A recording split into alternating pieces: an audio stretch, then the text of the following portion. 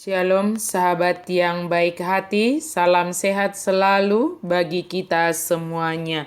Marilah kita bersatu di dalam doa. Allah Bapa dalam Yesus Kristus, terima kasih untuk segala kebaikan yang Engkau anugerahkan bagi kami. Saat ini kami mau merenungkan firman Tuhan. Berkenanlah Engkau ya Tuhan untuk menuntun menolong kami di dalam merenungkan firman-Mu. Amin.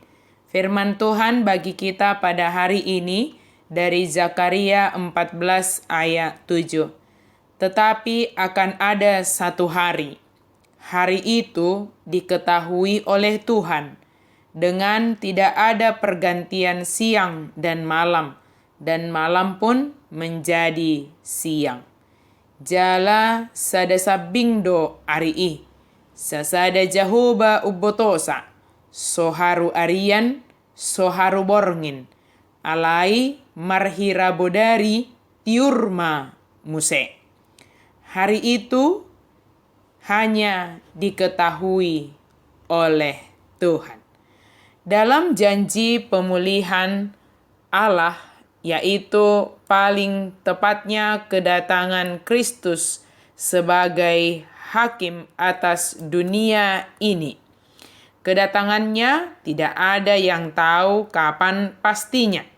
Yang jelas harus dilakukan adalah mempersiapkan diri setiap waktu akan kedatangan Yesus ke dunia ini. Dan cara kita mempersiapkannya adalah dengan persiapkan diri kita sendiri sebagai orang yang percaya dan melakukan apa yang dikatakan oleh yang kita percayai. Artinya, ketika Kristus datang, kita siap secara iman dan juga perbuatan kita. Semua itu dimulai dari saat ini, bukan nanti dan besok yang tidak pernah habisnya. Berjaga-jaga dalam menantikan kedatangan Kristus kedua kalinya sebagai hakim agung yang memulihkan segala keadaan dan membawa kedamaian serta keadilan bagi seluruh makhluk ciptaan Tuhan. Tuhan menjadi raja atas seluruh bumi. Kita mengetahui bahwa segala kuasa yang ada di bumi ada di bawah kuasa Yesus. Hal ini merupakan suatu kebenaran. Namun, hingga saat ini tidak sedikit orang yang mempercayakan dirinya kepada kuasa-kuasa yang ada di dunia ini.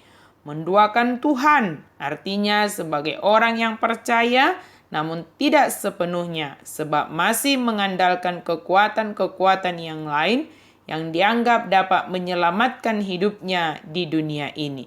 Maka pada saat kedatangan Kristus sebagai hakim agung yang akan menghakimi kita, yang akan mengadili segala perbuatan kita di dalam iman, maka yang pantas mendapatkan hukuman akan menerimanya. Dan orang-orang yang setia beriman dan bertindak dalam iman kepada Yesus Kristus akan diselamatkan. Mereka inilah yang akan menempati bumi yang baru dan langit yang baru.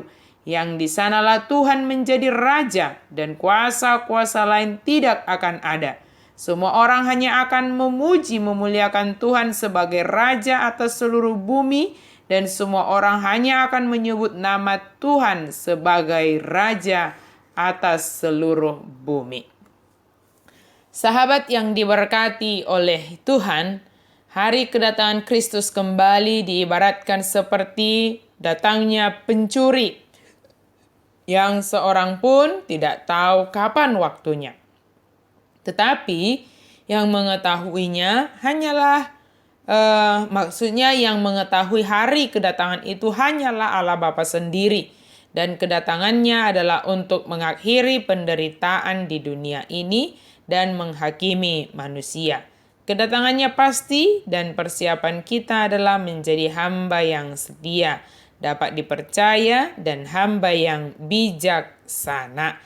Ketika hari itu terjadi, kita harus mempertanggungjawabkan segala yang kita kerjakan di dunia ini di hadapan Tuhan. Jika kita sebagai orang yang percaya kepada Yesus Kristus, hamba yang setia dan dapat dipercaya serta bijaksana, maka kita akan bersukacita menanti hari tersebut.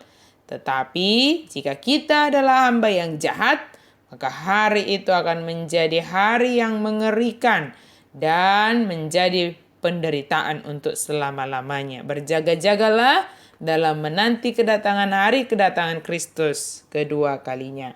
Amin. Mari berdoa. Terima kasih Tuhan untuk firman-Mu.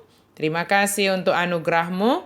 Biarlah Engkau berkenan menolong kami dalam mempersiapkan diri kami masing-masing untuk menanti akan hari kedatangan-Mu kelak. Dalam nama Yesus kami berdoa dan bersyukur. Amin.